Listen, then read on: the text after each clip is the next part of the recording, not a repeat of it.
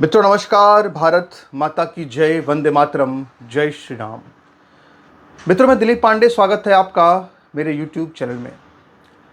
मित्रों आज अपना ये वीडियो शुरू करने से पहले मैं आपको एक बहुत ही दिलचस्प ऐतिहासिक घटना बताना चाहता हूँ। जब हल्दी घाटी का युद्ध चल रहा था तो अकबर की तरफ से भी मानसिंह अपनी राजपूत सेनाओं के साथ लड़ रहे थे और दूसरी तरफ तो मेवाड़ की तरफ से राजपूत सैनिक थे ही। तो आपस में जब ये लड़ रहे थे तो ये पहचानना ही मुश्किल था कि आखिर तीर चलाया किस पे जाए, आखिर कौन राजपूत है। ये वहाँ पे मुसलमानों के लिए पहचानना बड़ा मुश्किल था जो अकबर की तरफ से लड़ रहे थे। तो अब्दुल कादिर बदायूनी जो कि एक इतिहासकार भी है बड़ा उस ज़माने का अपने, वो भी उस युद्ध में मौजूद था, वो भी उस युद्ध में लड़ रहा था अकबर की सेना की तरफ से। तो वो मुग़ल सेनापति आसफ़ खान के पास जाता है और उनसे ये पूछता है कि हमको ये समझ में नहीं आ रहा है कि हम तीर कहाँ चलाएं, क्योंकि दोनों तरफ से तो राजपूत लड़ रहे हैं। उधर मान सिंह के राजपूत हैं, इधर राणा प्रताप के राजपूत हैं। समझ में नहीं आ रहा मैं तीर चलाऊं कहाँ, आखिर कौन राणा प्रताप का राजपूत है। तो उस वक्त मुग़ल सेनापति आसफ़ खान ने जो जवाब दिया था वो जवाब जो है इतिहास की एक बहुत ही बड़ी घटना है। मुग़ल सेनापति आसफ़ खान ने तब ये जवाब दिया बदायूं को कि तुम तीर कहीं भी चलाओ, मरेगा तो राजपूत ही और जीतेगा तो इस्लाम ही। और आज बिल्कुल उसी तरह की स्थिति जो है हम देख रहे हैं दुनिया के तमाम देशों में। और अभी हमारे पड़ोस में पाकिस्तान और अफ़गानिस्तान के बॉर्डर पर, पाकिस्तान और अफ़गानिस्तान के बीच में इस तरह का युद्ध चल रहा है जिसमें कि मुसलमान को मार रहा है। और हम ये कह सकते हैं कि अगर ये आपस में एक दूसरे से लड़के एक दूसरे को ख़त्म कर दें तो भी दुनिया में शांति स्थापित हो जाएगी, तो भी भारत में काफ़ी शांति हम महसूस करेंगे। तो आज जो है वो समय इस बात का है भैया कि हम लोग थोड़ा सा जो है अपने मूड को फ्रेश करें, हल्का करें, थोड़ा सा पॉपकॉर्न वगैरह लें और इस समय जो ये फिल्मी जो मतलब कि जो ये बॉर्डर पर जंग चल रही है पाकिस्तान अफ़गानिस्तान की, ज़रा इसका थोड़ा आनंद लिया जाए। वैसे आपको याद होगा मित्रों, हर साल जब रमज़ान आता है तो रमज़ान आने के पहले ही मैं हमेशा आप सब लोगों से कहता हूँ कि देखो रमज़ान आने वाला है, आप देखिएगा इस्लामी मुल्कों में किस तरह का गदर मचने वाला है। लेकिन इस बार यूजीसी का मुद्दा इतना बड़ा हो गया कि मैं आपसे इस विषय में कोई बात ज़्यादा कर नहीं पाया। लेकिन जो होना होता है वो तो होता ही है, उसे कोई रोक सकता नहीं है। तो देखिए रमज़ान जो है वो चल रहा है और पाकिस्तान अफ़गानिस्तान के बीच में बहुत ही भयंकर खून खराबा जो है वो शुरू हो चुका है। दरअसल अफ़गानिस्तान के अंदर जो तालिबान की सेना है उसने पाकिस्तान के बॉर्डरों पर लगभग 15 चौकियों पर हमला कर दिया कल शाम को, और उन 15 चौकियों पर हमला करके 55 के करीब जो पाकिस्तानी सैनिक हैं उनको वहाँ पे उन्होंने मार दिया। तो पाकिस्तान का जो सोशल मीडिया है वहाँ पर तो तमाम जो पाकिस्तानी सैनिकों की लाशें हैं वो नज़र आ रही हैं, उनकी रोती हुई जो माएँ हैं वो नज़र आ रही हैं, वहाँ पे मातम मचा हुआ है वो सब दिख रहा है। लेकिन जो पाकिस्तान की सरकार है उसने पाकिस्तान के सारे न्यूज़ मीडिया को ये बता रखा है कि एक भी सैनिक की लाश दिखनी नहीं चाहिए टीवी न्यूज़ चैनल पर, एक भी किसी सैनिक की अम्मी जान को रोते हुए मत दिखाना, क्योंकि इससे हमारी सरकार की बड़ी थू थू होगी कि हम अफ़गानिस्तान से पिट रहे हैं, तालिबान से पिट रहे हैं, ये मत दिखाना। लेकिन वहाँ पे जो जनता है, जनता के बीच में इस तरह के तमाम वीडियो जो है वो घूम रहे हैं और वो पाकिस्तान की जनता जो हमेशा अल्लाह अकबर के नारे लगाती है, उम्मा की बात करती है, वो अब जार जार रो रही है, जार जार आंसू बहा रही है कि उम्मत का जो है वो कत्ल हो रहा है।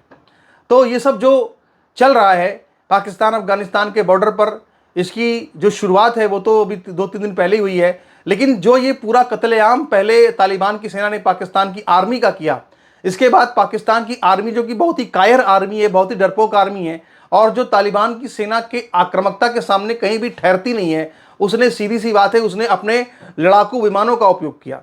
क्योंकि अफ़गानिस्तान के पास कोई एयर डिफेंस तो है नहीं, पूरा आसमान उनका खुला है, पूरा आसमान उनका नंगा है।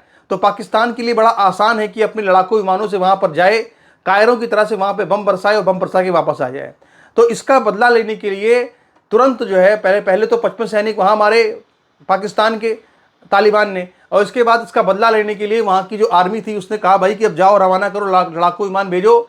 तो वहाँ पे कंधार पर, पख्तियाँ पर और नंगरहार वहाँ पे जो प्रांत हैं उन प्रांतों में बड़े बड़े जो है बमबारियाँ की गई। पाकिस्तान के लड़ाकू विमानों ने वहाँ पे खूब एयर स्ट्राइक किए और इस पर भी जो है अफ़गानिस्तान के तोलो न्यूज़ की तरफ से दावा ये किया गया है कि अफगानिस्तान के एक लड़ाकू विमान को उन्होंने मार करके गिरा दिया है और उसकी तस्वीरें भी वो प्रमाण के साथ में दिखा रहे हैं। तो ये जो तस्वीरें सारी सारी हैं ये सोशल मीडिया पर तैर रही हैं, इस वक्त लोग जो है पाकिस्तान का खूब मज़ा ले रहे हैं। तो अब पाकिस्तान ये दावा कर रहा है कि उसने जो है वो लगभग 150 अफगानियों को अभी अभी फ़िलहाल इसी हमले में, जो ताज़ा हमला है, जो अभी लड़ाकू विमान से हमला किया, उसी में मार दिया है।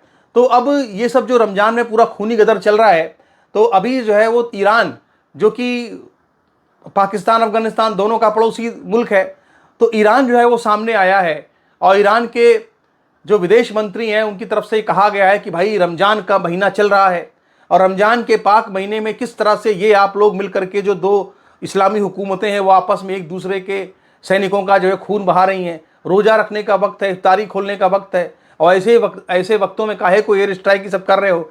तो ईरान ने प्रस्ताव रखा है पाकिस्तान अफगानिस्तान से कि भैया आओ हम तुम्हारा मिल करके पूरा जो है शांति समझौता करवा देते हैं और तुम दोनों लोगों को फिर से आपस में बैठ के बात करा देते हैं।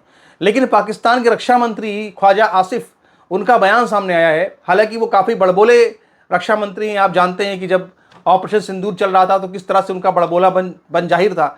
लेकिन उन्होंने एक बात कही है, बयान दिया है कि पाकिस्तान अफगानिस्तान की सीमा पर खुला युद्ध शुरू हो चुका है और अब जो है वो पाकिस्तान के सब्र का बांध जो है वो टूट गया है। तो आप ये समझिए कि पाकिस्तान और अफगानिस्तान के बॉर्डर पर किस तरह का खून खराबा रमज़ान के जो है वो पाक महीने में लगातार चल रहा है, ये सब पूरी दुनिया देख ही रही है। बहरहाल ये सारा जो कुछ शुरू हुआ, इसके पीछे जो शुरुआत हुई वो कैसे हुई कि सबसे पहले पाकिस्तान ने ही अभी 2-3 दिन पहले अफगानिस्तान के 3 प्रांतों पर, नंगनहार, पख्तियाँ और एक और कोई प्रांत, इन 3 प्रांतों पर एयर स्ट्राइक की थी और वहाँ पे लगभग 80 लोगों को मार दिया था। पाकिस्तान ने कहा हमने 80 लोगों को मार दिया, अफगानिस्तान ने ये कहा कि भैया हमने यहाँ पर नागरिकों को मारा गया, मतलब बेजुबान लोगों को मारा गया, कोई आतंकवादी यहाँ पे नहीं मरा है। जबकि दूसरी तरफ अफगानिस्तान की सरकार की एक पूर्व नेता, जो महिला नेता जो कि अब अमेरिका में रहती हैं, उनकी तरफ से ये बयान दिया गया है कि पाकिस्तान जो है आतंकवादी मुल्क है, वो आकर के हमारे देश के ऊपर एयर स्ट्राइक करता है, कहता है कि हमने आतंकवादियों को मार दिया, लेकिन वो एक भी आतंकवादी का नाम नहीं बताता है कि तुमने किसको की आखिर मारा, तो किसको मारा। तो दरअसल ये सब कुछ जो चल रहा है पाकिस्तान अफगानिस्तान की सीमा पर, और किस तरह से अक्टूबर 2025 में तुर्की ने और कतर ने मिलकर के किसी तरह इनको दोहा में बैठाकर वार्ता कराकर के समझाया था कि भैया अब युद्ध मत करना, अब कुछ मत करना। लेकिन अक्टूबर के बाद आप सोचिए दिवाली में ये सब समझौता हुआ था इन लोगों का, पाकिस्तान अफगानिस्तान का, लेकिन 4-5 महीने बाद फिर से इनके बीच में जो है पूरा खूनी युद्ध शुरू हो चुका है। तो इसके पीछे जो अभी फिलहाल जो ट्रिगर माना जा रहा है वो ये है कि दरअसल बाजौर के अंदर 16 फरवरी को और 22 फरवरी को इस्लामाबाद के अंदर शिया मॉस्क्यू में हमला हुआ, और इसके अलावा खैबर पख्तूनख्वा के इलाकों में लगातार जो टीटीपी है, तहरीक तालिबान पाकिस्तान के जो आतंकवादी हैं, वो हमले कर रहे थे और ये कहते हुए हमले कर रहे थे साहब कि हम जो है वो यहाँ पे एक इस्लामी निज़ाम चाहते हैं पाकिस्तान के अंदर। इन्हीं सब चीज़ों को लेके वहाँ पे लगातार हमले होते रहते हैं। तो उन हमलों के बाद ही पाकिस्तान में जब बड़ी संख्या में जब वहाँ के सुरक्षाकर्मी लगातार मारे जा रहे थे, तो फिर पाकिस्तान ने कहा कि उसके पास कोई विकल्प नहीं है कि वो अफगानिस्तान पर हमला करे, और इसके बाद उसने सबसे पहले अफगानिस्तान पर एयर स्ट्राइक की थी। तो वो जो एयर स्ट्राइक की थी, वही एयर स्ट्राइक का जो मामला है वो बढ़ करके पूरे युद्ध की तरफ से आ चुका है। इस पूरे युद्ध में अफगानिस्तान जो है वो एयर डिफेंस उसके पास नहीं है, इसीलिए वो कमज़ोर पड़ रहा है। लेकिन हाँ, उसके पास ज़मीन पर ताकत है। आज हमने तस्वीरें देखी हैं कि किस तरह से वो लगातार मल्टीपल रॉकेट लॉन्चर्स जो होते हैं उनसे उसने पाकिस्तान के ऊपर लगातार हमले किए हैं। तो तस्वीरें जो आ रही हैं वो सोशल मीडिया पर वो काफ़ी डरावनी है। मैं सब तस्वीरों को दिखा नहीं सकता, लेकिन ये है कि रमज़ान के मुबारक मौके पर ये जो खूनी लड़ाई चल रही है, इस लड़ाई को लेकर के इस्लामी दुनिया जो है वो फिर से एक बार अपना जो है वही है, हम आप हमेशा जो कहते हैं, हर साल हम बताते हैं आपको कि रमज़ान शुरू होने वाले हैं, अब आप इस्लामी मुल्कों का हाल देख लीजिएगा। तो अभी आप और देखिए, अभी ये भी तो शुरुआत है। अभी रमज़ान ख़त्म होते होते अभी देखिए ये पूरे जितने इस्लामी मुल्क हैं यहाँ कुछ ना कुछ जो है वो शुरू हो जाएगा, ये तय मानिए आप। मित्रों, इसके अलावा मैं आपको आज एक और ही बहुत ही महत्वपूर्ण समाचार से अवगत कराना चाहता हूँ। मित्रों, आप जानते हैं कि ये आजकल न्यूज़ चैनल्स की दुर्दशा क्या हो गई है। आप इस वक्त जो दृश्य देख रहे हैं, ये एक न्यूज़ चैनल के अंदर एक न्यूज़ रूम का दृश्य है, जहाँ पे एक अत्यंत ही वरिष्ठ संपादक राणा यशवंत को बिल्कुल अपमानित किया जा रहा है और राणा यशवंत के खिलाफ में अपशब्द कहे जा रहे हैं, जो कि एक न्यूज़ चैनल के संपादक हैं। यहाँ पे आप जिस व्यक्ति को कोट में देख रहे हैं, ब्लेजर में देख रहे हैं, दरअसल ये एक बिल्डर है जो कि इस चैनल का मालिक भी है। और ये चैनल कैसे लोगों को धमका रहा है खुलेआम न्यूज़ रूम के अंदर, मैं आपको एक बार ये सुनाना चाहता हूँ, दिखाना चाहता हूँ। आप भी देखिए कि आजकल जो है पत्रकारों की हालत क्या कर दी गई है न्यूज़ रूम के अंदर। एक बार ज़रा देखिए इस पूरे वीडियो को, फिर आगे इस पर और थोड़ी सी बात करेंगे। कुछ लोगों ने अभी ज्वाइनिंग करनी स्टार्ट करी, नाम देगा बेटा कहाँ, हमने उन लोगों को ऑफर लेटर दे रखे हैं। वो राणा सर ने अपने आपसे यूज कराया था ना, उनकी अभी डॉक्यूमेंट पूरे हुए ना सैलरी पूरी हुए, पर वो संस्थान में आ रहे हैं। मेरा इन सब संस्थान के लोगों से संस्थान के लोगों से निवेदन है, आप लोग जितने दिन से भी आ रहे हो जिम्मेदार आप खुद होगे, आगे भी आप नौकरी करोगे तो जिम्मेदार संस्थान नहीं होगा। संस्थान आप लोगों को सैलरी नहीं देगा, संस्थान आपको कुछ सैलरी नहीं देगा ना खुद देगा। अगर आप आओगे तो आपकी जिम्मेदारी राणा जसवंत जी की है, सैलरी लेनी है उनसे लेना, मेरे से कोई लेना देना नहीं, संस्थान है कोई लेना देना, क्योंकि ना तो आपका एचआर में कोई लेना देना है, ना हम एचआर से हमने कोई अपॉइंटमेंट लेटर दिया है, ये गलत है। और राणा जी जिम्मेदार है, क्योंकि राणा जी ने जिससे ज्वाइनिंग करी है, राणा जी को मैं लगातार कह रहा हूँ, राणा जी पेपर अपने करा दो, आप अपनी मर्जी से कर बैठो, सबके डॉक्यूमेंट से सब सही है। तो मेरा आपसे निवेदन है, मैंने कोई ज्वाइनिंग नहीं करी, संस्थान ने सिंगल ज्वाइनिंग करी, राणा जसवंत जी ने अपनी पर्सनल ज्वाइनिंग करी है। राणा जसवंत जी काम करे, मेरे एचआर ने किया है, कोई एचआर आपका है नहीं, दरअसल मित्रों आज की जो स्थिति ये हो गई है न्यूज़ चैनल्स की, मीडिया की, दरअसल बड़े बड़े कंपनी, बड़े बड़े जो लोग होते हैं वो लोग सोचते हैं कि हमारे पास पैसा है तो हम अपना एक चैनल खोल लेंगे। चैनल खोल लेंगे तो उससे क्या होगा कि बड़े बड़े नेताओं से हमारे संपर्क हो जाएंगे, नेता लोग हमारी खबरें चलाएंगे।